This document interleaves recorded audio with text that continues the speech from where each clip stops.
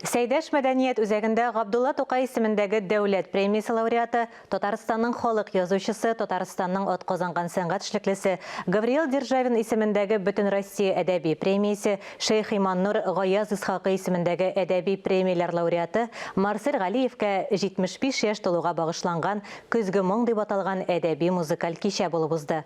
Тулырак Фәннур Хәсәнов видеоязмасында. Тамаша залы халык белән тулы булмаса да бик җылы башланып, матур гына дәвам итте.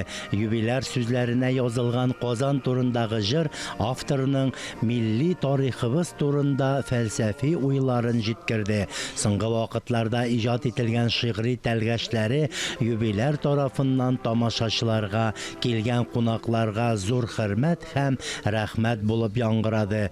Ә бәйрәмдә хөрмәтле кунаклар шактый булды.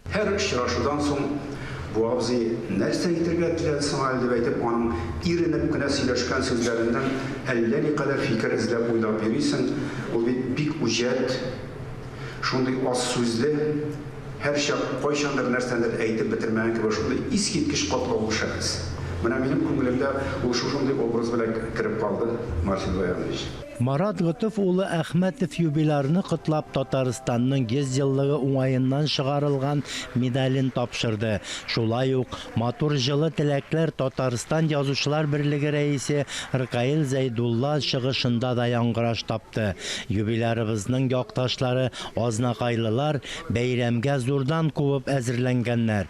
Шәкшәге, балы, казы дигәндәй барысы да бар. Иң кыйммәтлесе юбилярыбыз районның почетлы гражданины булып теркәлде һәм Азнакай районының 90 еллыгы уңаеннан чыгарылган медале белән бүләкләнде. Ул һәр вакыт инде Азнакайга кайтып, бәйрәмнәргә кайтып тора. Сабан туйларыбызга, Шатыртау җыеннарына, шәһәр көненә, шуңа күрә без аны һәр вакыт көтеп алабыз. Ул инде безнең бәйрәмнең дәрәҗәсен тагын да күтәрә. Шуңа күрә инде аңа бик зур рәхмәт. Шундый бийек шәхесләребез булганда без инде горурланып, матур итеп яшибез. Эшлибез Азнакайыбызда, андый зур шәхесләр булганда начар эшләргә мөмкин түгел. Кичәдә юбилярның каләмдәшләре, танылган язучылар, шагыйрьләр катнашты. Марсель Галиев дигәндә без аны беренче чиратта татар теленә булган мәхәббәте һәм татар теленә булган искиткеч тел байлыгы өчен яратып кабул итәбез, яратабыз.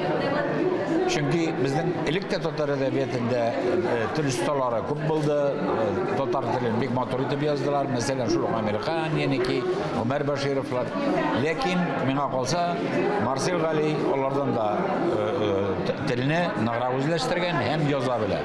Ул йөгерек су кебек итеп тә яза. Теге йомбак сүтәлеп киткәндәге җибешен үзлегән кебек тә яза. Һәм ул бөтенләй менә тарих белән икесен бергә кушып барып, безнең ателларны да онытмый, Шәмбәсханны да онытмый, Туктамышны да онытмый. Шулай иттереп гасырларны бәйли белә. Безнең әдибебез кылачлы, киң кылачлы безнең язучыбыз, үзе шагыйрьдә, үзе рәссамда, үзе прозаикта, үзе журналистта, андый шәхес, әле киң кадерле шәхес һәм инде халык чын мәгънәсендә таныган шәхес. Марсель Галиевның кайбер шигырьләре көйгә салынып, халкыбызның яраткан җырларына әверелде. Кичәдә әлеге җырлар яңгырап, бәйрәмгә тагы да ям өстәде. Фәннур Хәсәнов, Тахир Хәсәнов, Татарстан яңалыклары.